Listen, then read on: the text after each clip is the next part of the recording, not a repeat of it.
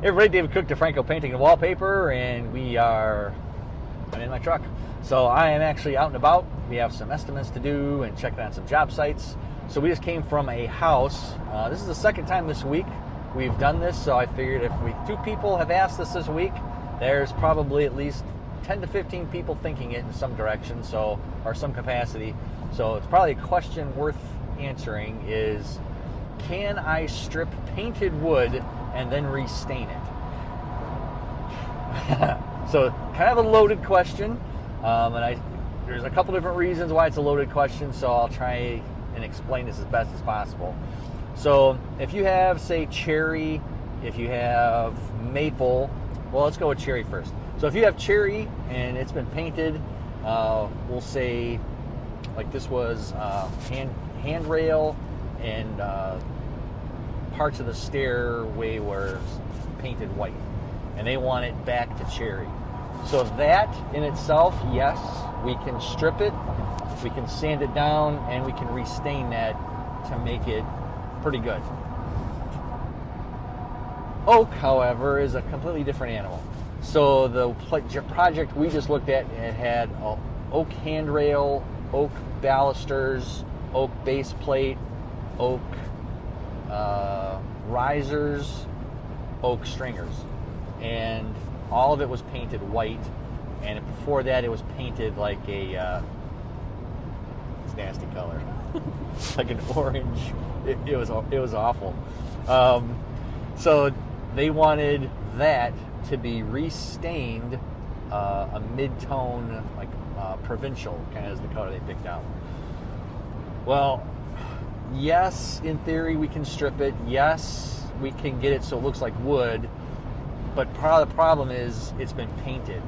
And I don't know if it was sealed before that or stained before that. But if it was raw wood and they painted it, raw wood has a lot of grain to it. It has a lot of gaps. There's little gaps that are in there, nooks and crannies. It's a lot of area that paint can get into, which is good because it gives some tooth for that paint to bond to. The problem is you can't always get all that out. So as you're sanding it down, you're going to get a smooth finish, but you might get white streaks, so it'll almost look like it's like a vintage type look, which you really don't want that if you're going provincial, because it'll look like zebras. So for oak, there's really not a way to really get rid of the paint and then be able to restain it to make it worthwhile, because the other part of it is cost. For the amount of money it would take to strip a handrail, strip the balusters, strip the stringers, risers, you could get, that'd be easy enough, I guess, because you could use a power sander. The other stuff, the time and effort it would take to strip that, to be able to stain it, I would bet a ridiculous amount of money that you could hire a carpenter to come in there, tear it out, and put new cheaper than you could sand it, strip it. That's I don't know for a fact, but I'm almost positive that's the case. And then maple is another one. We had that for kitchen cabinets. So for kitchen cabinets, people had the cabinets painted, and they wanted the maple cabinets that were painted to be stripped of the paint and then sanded down to bare wood and then restained.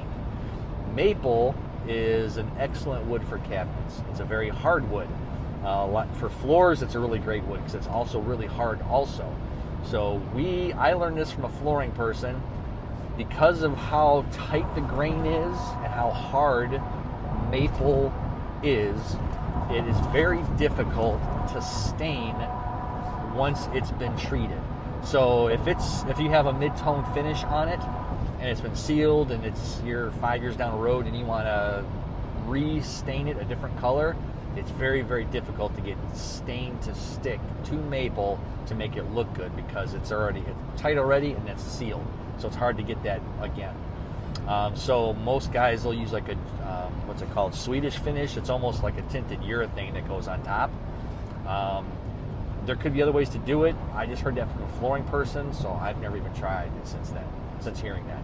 So if you have painted wood and you want it restained, I would look into replacing it before I would look to having us strip it and revarnish it, because it's very labor intensive.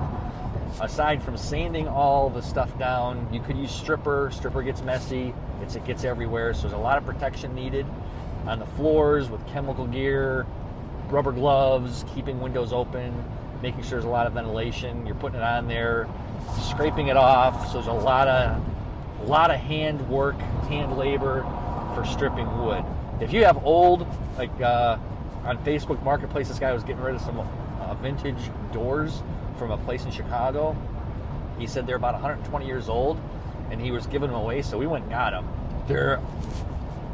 They're stunning doors, and I can't wait to get a hold of these things and strip the old varnish on there. And it looked like they were fire damaged a little bit because they have some soot, but I can't wait to get a hold of these things. For that, all day long, I'd be doing whatever I could to strip that stuff down, because it's so amazing. The grain, it's 100 and something years old. Who knows how old the tree was before they made that door.